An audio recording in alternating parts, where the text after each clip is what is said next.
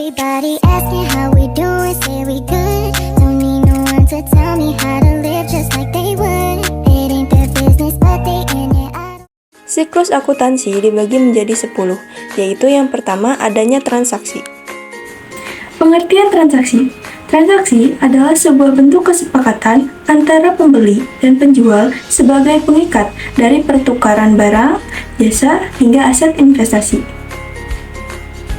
Tujuan dari transaksi sendiri adalah sebagai berikut. Yang pertama, mendapatkan keuntungan finansial. Yang kedua, memperluas jangkauan pasar. Dan yang terakhir, membangun hubungan bisnis. Untuk yang selanjutnya, bukti transaksi. Bukti transaksi adalah dokumen atau rekaman yang digunakan untuk memperlihatkan bahwa suatu transaksi telah terjadi. Jenis bukti transaksi dibagi menjadi dua, yaitu bukti transaksi internal dan bukti transaksi eksternal. Yang pertama ada bukti transaksi internal.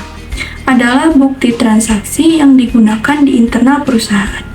Berikut beberapa jenis bukti transaksi internal. Yang pertama ada memo. Merupakan bukti pencatatan antar bagian atau manajer dengan bagian lainnya. Yang kedua, bukti kas masuk merupakan tanda bukti bahwa perusahaan menerima uang secara tunai. Yang ketiga, bukti kas keluar adalah bukti perusahaan mengeluarkan uang tunai, contohnya pembayaran utang dan sebagainya. Dan yang terakhir ada voucher kas kecil, umumnya berupa lembaran formulir kecil yang digunakan untuk mendokumentasikan pengeluaran dari dana kas kecil. Kemudian, yang kedua, bukti transaksi eksternal. Bukti transaksi eksternal adalah bukti yang mencatat transaksi di luar perusahaan. Berikut beberapa jenis bukti transaksi eksternal. Yang pertama, ada kwitansi. Yang kedua, ada faktur. Yang ketiga, nota kontan. Yang keempat, bilet giro. Yang kelima, cek. Yang keenam, rekening koran. Yang ketujuh, nota kredit. Yang kedelapan, nota debit. Dan yang terakhir, slip setoran. Yang ketiga, jurnal.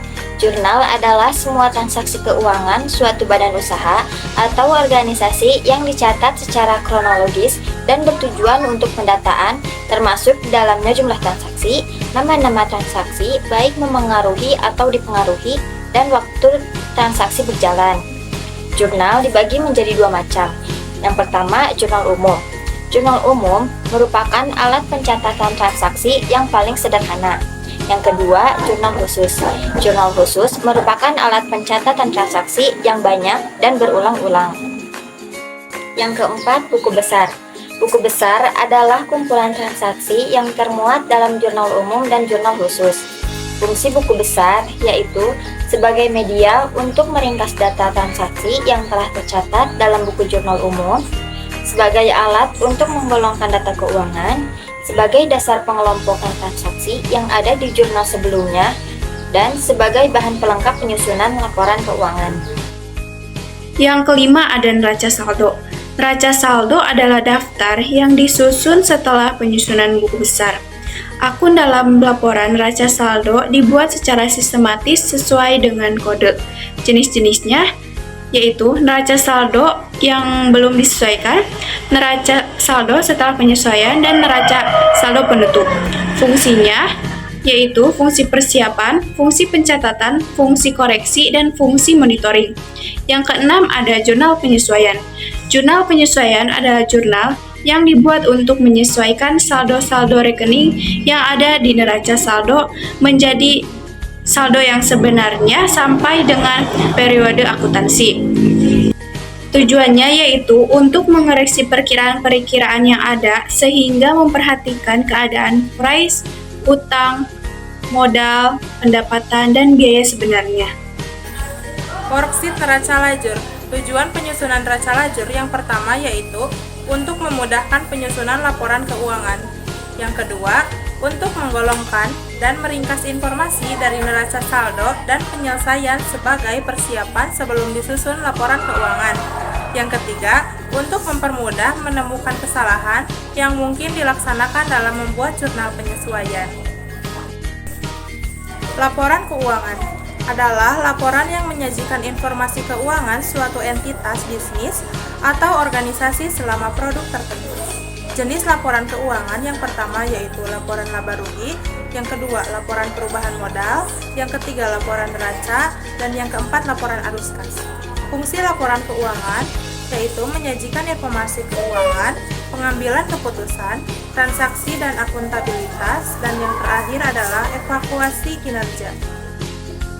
Yang kesembilan adalah jurnal penutup.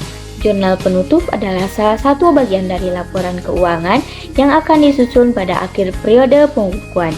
Yang selanjutnya bagian dari laporan keuangan ini digunakan untuk menutup akun nominal untuk menyiapkan neraca akhir.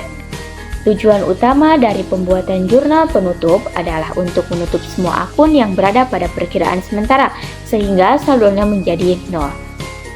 Dan yang ke-10 adalah neraca saldo setelah penutupan. Adalah neraca saldo yang sementara ditutup atau dinolkan. Tujuan untuk mengetahui utama kebenaran dari neraca disusun setelah akun nominal atau akun saldonya dengan cara membuat jurnal penutup. Saldo setelah penutupan adalah untuk jumlah saldo serta keseimbangan debit atau kredit setelah penutupan jurnal.